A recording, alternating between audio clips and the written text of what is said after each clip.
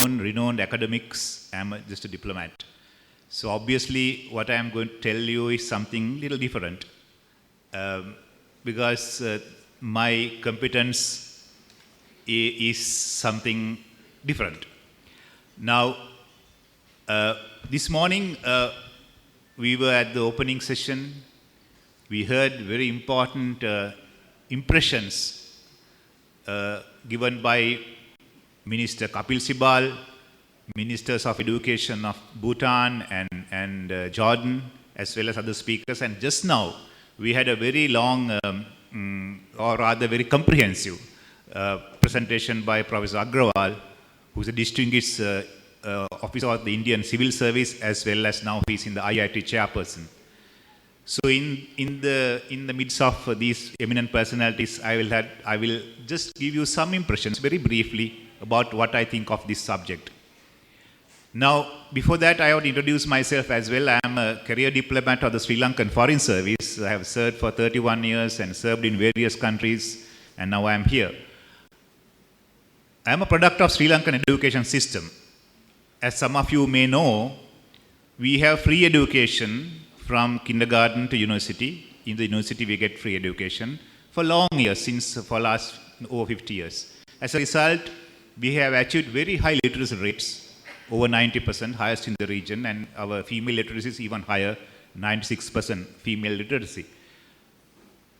Although having achieved all that and having achieved high physical quality of life, there are immense issues in terms of education today that is not going right. I will say a few words about that, bearing in mind what I have observed in other countries and in India as well, with regard to this important topic of knowledge economy. And we are discussing today the growth of that and how we can mainstream ourselves into that. Now, knowledge is power. It's a old saying, actually. We all know knowledge is power. But we have to analyze what is knowledge, what is power, and how to make knowledge as power is not as easy. The process at which we should get there has been perhaps described by the academics who are here. Now, what is knowledge? To my mind, knowledge is not information. Information, we are on an information superhighway today. Anyone can get information as long as you know to read and write. But knowledge is much more than that. You need to process information intelligently, rationally, and make it knowledge. And the knowledge may lead to wisdom even. And people with knowledge and wisdom only can produce power, can get there to power. So knowledge becomes power only through knowledge and wisdom. Now, teaching systems in our part of the world had that long years ago in history. But of course, we have to understand that at that time, 2,000 years ago, or maybe 5,000 years ago, when India, in our part of the civilization, produced great thinkers, great innovators, they had the wisdom and knowledge at that time.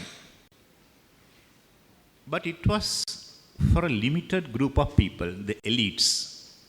I think in India it was Brahmins and others. I'm not too sure of that. I would rather stay away from that. But small group of people had the knowledge and the wisdom through learning.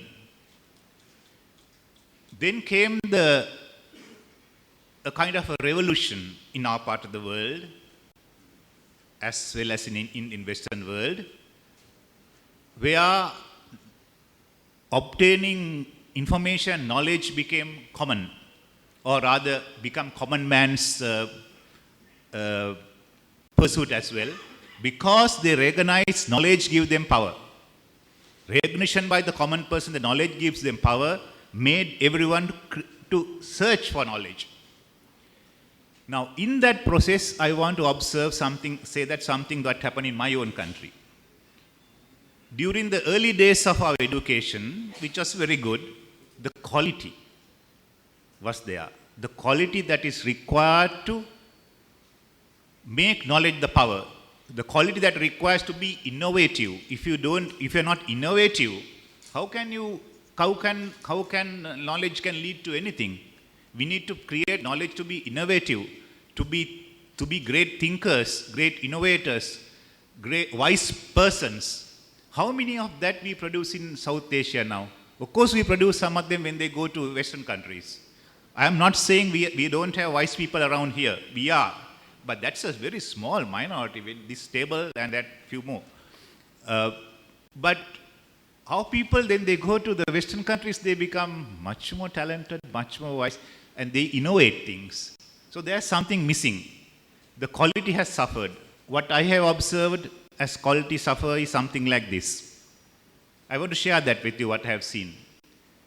At the time when I was at the University of Sri Lanka, same. Nothing much has changed. But increasingly we are adopting rote learning. We are studying for only for exams. We are studying only to get a job. The mind is not opened up by a way of teaching. This is what I observed. I'm sorry if some of you may be teachers, but I'm just saying what I see, and I have right to say what I see for you to think. We are not, unlike in the Western countries, I see in my own country, we are not producing thinkers. We are not producing innovators. The way that we give education to our children is not sufficient to make them to reach the next level. The knowledge economy's leaders have to be produced by us. To do that, you have to open their mind up. You have to give them challenges. We should not let them only absorbing only information, but we must tell them information has to be knowledge and then lead to wisdom, how to go there. So that sort of innovative, that sort of effort is something that we require in our part of the world now, including in my own country. We talk about high literacy rate in Sri Lanka. I see it's really sad to say that is good for read and writing, but that's not good enough to lead the knowledge economy and take the next leap to make knowledge lead to power. Powerful countries in this world, if you observe, all of them have good knowledge. That is how they have become powerful. Some of them have used that knowledge to be innovative, to declare, to be global leaders in many subjects. So I believe in our region, the leadership in this quest to create a knowledge economy and excellence in the education to teach our people to acquire knowledge and reach wisdom is on India. India is the cradle of our civilization, the fountainhead. And fountainhead must innovate. Innovation should start the way of you impart education. So I leave it to all of you to do that for the sake of the future of subcontinent, since we strongly believe in Sri Lanka that we all grow together. Otherwise, we all will go down. So I believe we will all go together, and I leave it to Indians to lead that march. Thank you.